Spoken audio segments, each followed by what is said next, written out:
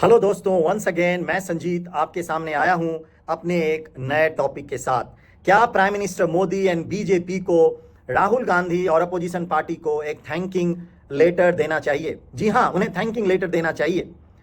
और prime minister Modi और BJP और एनडीए को thanking letter Rahul Gandhi and opposition party को क्यों देना चाहिए, मैं उसके 5 कारण बता रहा हूं।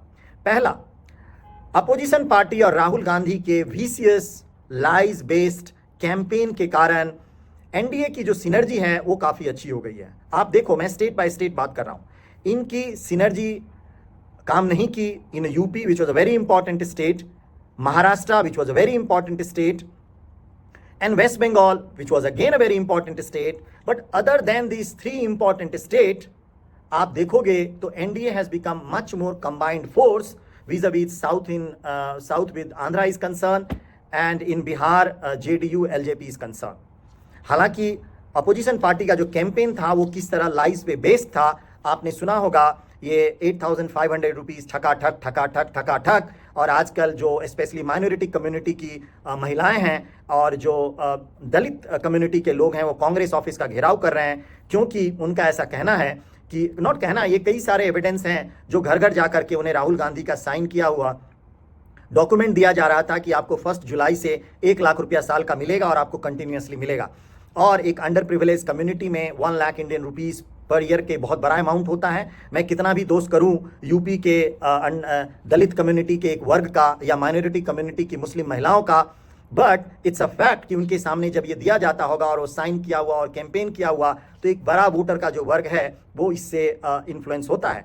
और ये एक लर्निंग है एनडीए बीजेपी के लिए that they need to prepare themselves. उनको इस तरह के लाइज पे बेस्ड किया हुआ कैंपेन और भी आ सकते हैं in assembly election, they need to find a way out कि इसको किस तरह से कैंपेन को डिसफंक्शनल किया जाए। So that's a one learning which I believe the BJP and NDA should be thankful to the opposition party. Now come to second, इस 2024 election में NDA is in 22 states, almost India के 22 states में है। Thanks to the opposition efforts, that NDA has not only maintained but expanded its influence across the country. और ये wide spread जो presence है, this itself shows कि NDA का जो इनका जो ग्रुप है, starting from I would say north, जैसे यूपी में आईएनएलडी, देन आप चले जाओ नॉर्थ ईस्ट के कंट्रीज में, नॉर्थ ईस्टर्न स्टेट्स में, एंड देन सदर्न स्टेट में जनसेना, टीडीपी, इनका एक काफ़ी कॉम्पैक्ट एंड कोहेरेंट कैंपेन हुआ और दैट हैज़ बेनिफिटेड, इससे एनडीए को बेनिफिट भी हुआ। थर्ड जो आउटकम है, दैट ग्लोबल एक्लेमेशन। आप देखे होंगे कि ये फर्स्ट टाइम मैं ऑब्जर्व कर रहा हूँ दैट प्राइम मिनिस्टर मोदी के थर्ड टाइम प्राइम मिनिस्टर बनने से मोर देन 120-130 कंट्रीज़ के जो हेड्स हैं, प्राइम मिनिस्टर, प्रेसिडेंट और जो भी राष्ट्राध्यक्ष हैं, वो रेगुलरली कॉन्ग्रेचुलेट कर रहे हैं। बहुत सारे टेक फर्म्स के सीईओ कॉन्ग्रेचुलेट कर रहे हैं। ये 2014 एंड 2019 में ये इतना ज़्यादा एक्साइटमेंट लोगों को नहीं था, because this is a very historic that एक डेमोक्रेटिक कंट्री का प्राइम मिनिस्टर एक पॉपुलर मैंडेट से विन के consecutively third time as a prime minister coming to the power. This itself shows that how the Indian democracy works and how this man is a popular among the Indian voters. Now fourth and very very important part, that awakening sympathy across Bharat. BJP और prime minister Modi के बारे में no one was expecting, उनके शायद opposition वाले भी थे, सबको ऐसा लग रहा था that BJP and prime minister Modi is going to cross what they have done in 2019, मतलब 303 सीट से ज़्यादा। बट सडनली ये 3 स्टेट में डिप होने के कारण, स्पेशली इन यूपी में डिप होने के कारण, ये एक पूरे इंडिया में एक सिंपैथी वेव चला गया।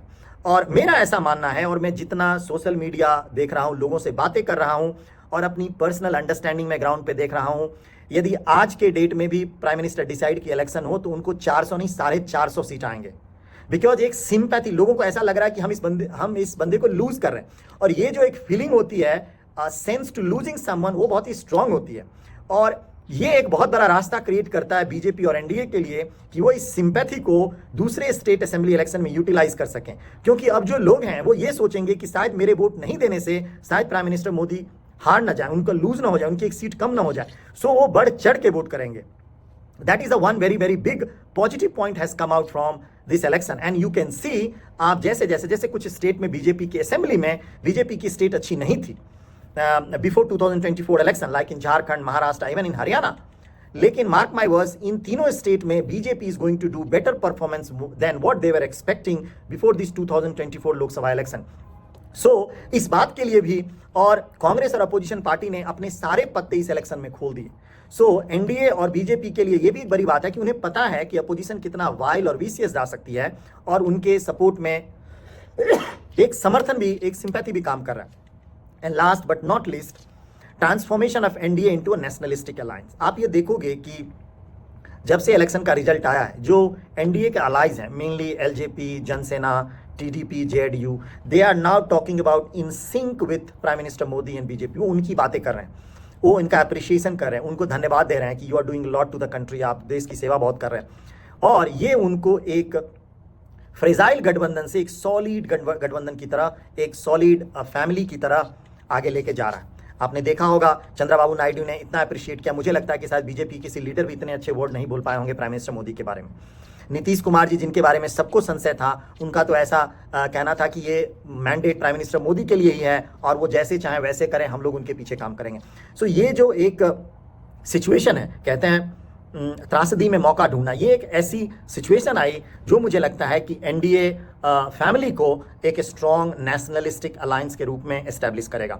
ये मेरे 5 ऑब्जर्वेशन, 5 पॉइंट्स हैं, जिससे मुझे लगता है कि इससे एनडीए, बीजेपी और प्राइम मिनिस्टर मोदी को बेनिफिट ही हुआ है, और वो वैसे ही उन्होंने काम चलाना चालू किया जो जिस तरह से 2014-2019 में कर रहे थे। आपने देखा होगा कैबिनेट में कोई चेंजेस नहीं, डिसीजन मेकिंग में कोई चेंजेस नहीं, और everything is going the way they wanted it. So आपको मेरा ये कंटेंट कैसा लगा? आपको भी ऐसा लगता है कि prime minister Modi and NDA को, opposition party and Rahul Gandhi को थैंक्स बोलना चाहिए? Then please like, share and subscribe to my channel and share your comment. Till the time, take care yourself and thank you so much for watching.